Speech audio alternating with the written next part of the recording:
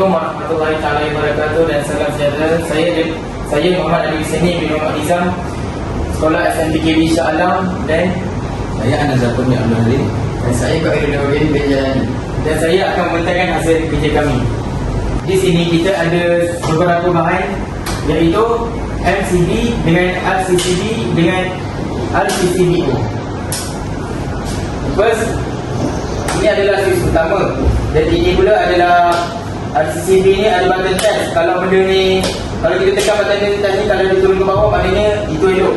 Tapi jika kita tekan button test ni, dia akan pasang ke atas, maka benda tu rosak. Jadi kita akan kena tukar baru ataupun buat semula. Apa pula beza ni? Kenapa pula ada button test ke atas ni pula?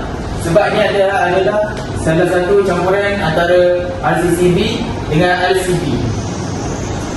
Seterusnya saya akan gerak ke kawalan ini.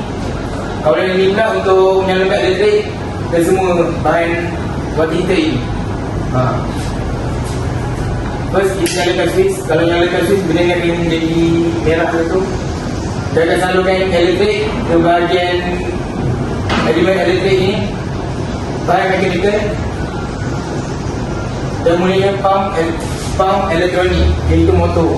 Motor ini akan salurkan air dan pergi ke elemen pemanas air ini. Ini adalah suhu, untuk tahu suhu dalam ni ada berapa air tu. Bukan berapa air, dia macam ada punya suhu lah, panas atau sejuk lah tu. Benda ni akan salurkan pump bagi dia dalam pemanas air. Bukan setakat itu je, kita tak tamat seperti itu. Dia akan mulakan daripada sistem mekanikal ini dan salurkan elektrik untuk panaskan air tersebut ke dalam ni. Macam ni dia boleh buat sekejap pula, sebab dia ada banyak sistem mekanikal ni. Dia ada test ni, nak test semua air kat ni untuk main ni tu, mandi. Reset ni pula kita reset semua bahan ni. Kita ada kawalan pump. Ni adalah kawalan pump dan ini pula adalah kawalan pemanas. Kawalan pemanas ni nak kawal dia punya panas, nak apa berapa darjahnya tu lah, berapa darjah Celsius atau panas sejuk. Nak sejuk kita tutup dulu semua ni. Kemudian ini adalah button off switch untuk tahu dia hijau atau tidak. Kalau dia hijau akan menyala hijau. Merah ni untuk tahu dia panas air dia atau tidak.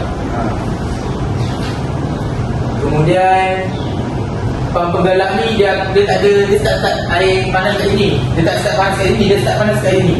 Ni untuk apa? Ni untuk tarik air untuk menyampaikan ke elemen pemanas air ni. Elemen pemanas air ni tangki dia kecil, dia tak besar. Kalau besar pula, kalau dia besar dia ada elemen sistem surya. Dia guna cahaya matahari, dia tak guna macam ni. Ni guna sistem elektrik. Kemudian ini adalah butiran air panas. Ni lah tempat nak mandi. Lepas tu ni sebenarnya ada pipe. Cuma pipe dia ni kita tak sambungkan. Dia kalau kita nak hidupkan, boleh je hidupkan. Tapi ni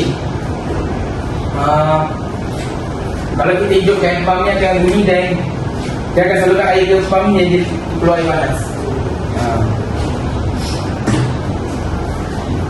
Itu saja daripada saya. Sekian. Wabillahi taufiq wal hidayah. Wassalamualaikum warahmatullahi wabarakatuh. Salam sejahtera.